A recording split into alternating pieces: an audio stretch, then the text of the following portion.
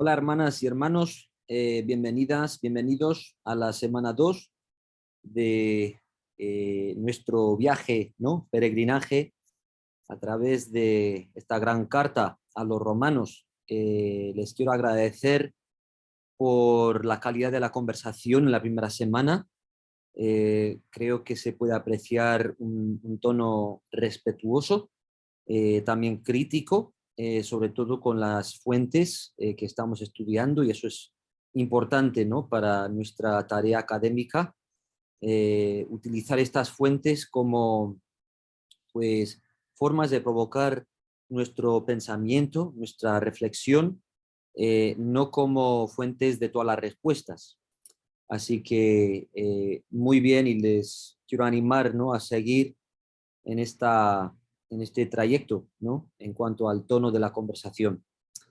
Quería resaltar un par de cosas para esta segunda semana de cara a lo que vamos a leer, lo que vamos a estudiar en Romanos, un poco de reflexión también sobre lo que se ha dicho en los foros en la semana 1. El primer tema es esta cuestión del carácter político del Evangelio de Pablo, de su enseñanza en Romanos. Para muchos de nosotros esta idea es nueva, diferente, chocante, ¿no? Hasta cierto punto, porque parece que ubica el significado de Romanos en un ámbito eh, diferente de donde lo hemos entendido hasta ahora. Y eh, aparte de eso, adelante, hermano. Eh, pues como que ese ámbito, ¿no? De la política resulta que no ha sido pues lo más impresionante o convincente, ¿no? En cuanto a su calidad moral, por ejemplo, es un terreno de mucha corrupción, muchas formas de vivir, de ejercer el poder, cuestionables, en fin. Eh, yo creo que para abordar esta idea tenemos que recordar unas cosas, ¿no? Una es que en nuestras sociedades hay cierta separación, ¿no? Distinción entre lo que es religioso y lo que es político. Pero en el mundo de Pablo eso no era así. No se podía distinguir de una manera clara entre lo religioso y lo político, ¿no? Porque los emperadores, por ejemplo, se presentaban como dioses y como hijos de dioses. Los dioses romanos eran fuerzas políticas. Luego, claro, en el contexto judío de Pablo mismo, la ley de Dios es también la ley de una comunidad pública, la ley que gobierna su política.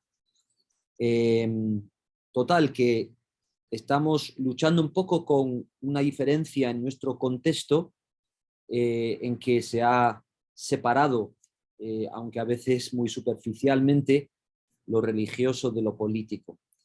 Eh, y con respecto a eso, igual es interesante recordar, ¿no? Que el carácter político del Evangelio de Pablo no significa que Pablo nos está enseñando directamente cómo participar de las estructuras de lo que se denomina política en nuestro contexto, lo que puede ser una elección, una campaña, un ejemplo de legislación que se está debatiendo. Yo creo que esas estructuras políticas son una expresión, ¿no? De la realidad política en nuestra vida, pero no es la única, y no es necesariamente la idea de política que Néstor Míguez o que yo quiero proponer cuando estamos interpretando Romanos. Eh, lo que queremos, lo que yo quiero por lo menos proponer es que la vida del Evangelio que Pablo está enseñando es una vida de una comunidad. Tiene que ver con cómo la comunidad de la iglesia vive unos en relación con otros.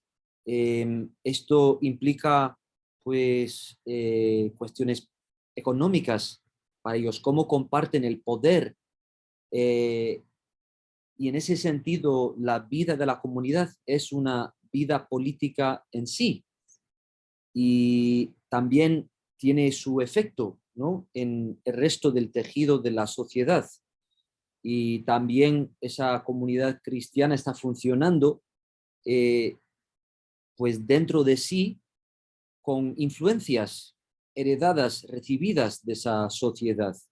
Entonces, realmente no se puede separar lo que es la vida de la iglesia como comunidad de lo que es la realidad política del ser humano. Su vida como comunidad ya es una vida de cierto poder, está encarnando algo en el mundo, y eso es lo que quiero proponer como eh, la, el significado político de lo que Pablo está enseñando. Como vemos en Romanos, no se trata la carta de Pablo de enseñar a la iglesia cómo hablar directamente en contra del imperio, aunque eso igual en ciertos momentos se puede presentar, como lo hacen los profetas. Donde llega la enseñanza de Pablo en Romanos es más a la vida de la comunidad, cómo están compartiendo la mesa, cómo están compartiendo sus bienes, eh, la calidad de su hospitalidad unos con otros. Ese es el fin primordial político de Pablo en la carta.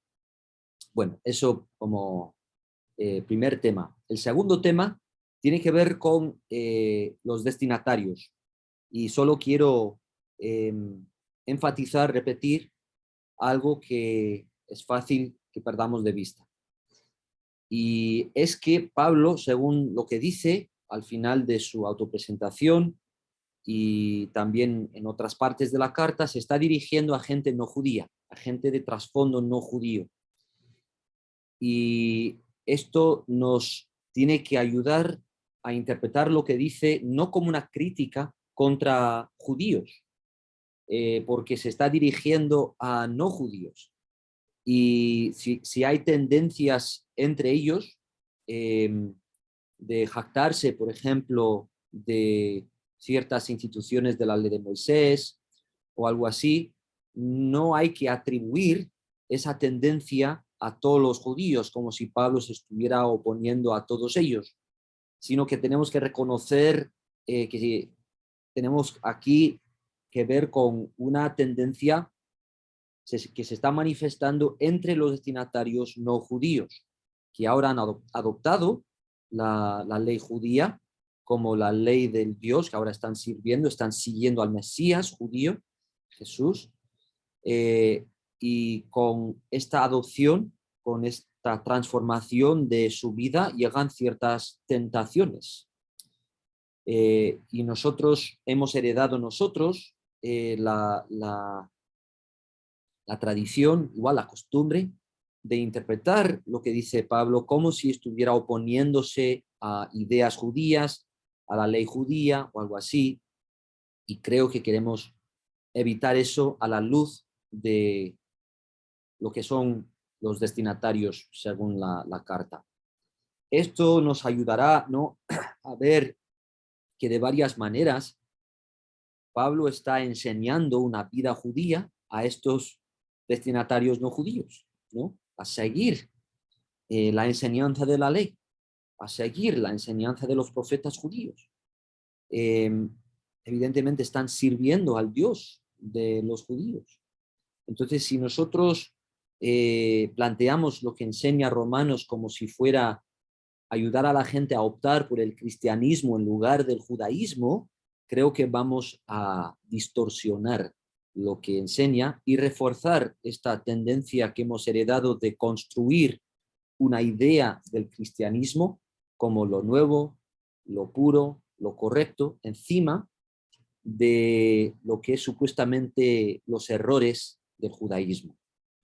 Y eso creo que es una interpretación con consecuencias catastróficas en la historia de la Iglesia, eh, que nosotros queremos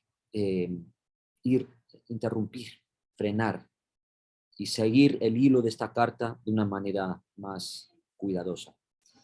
Así que gracias una vez más por la calidad de la conversación hasta ahora, y esta semana pues vamos a seguir y nos veremos en los foros. Dios los bendiga.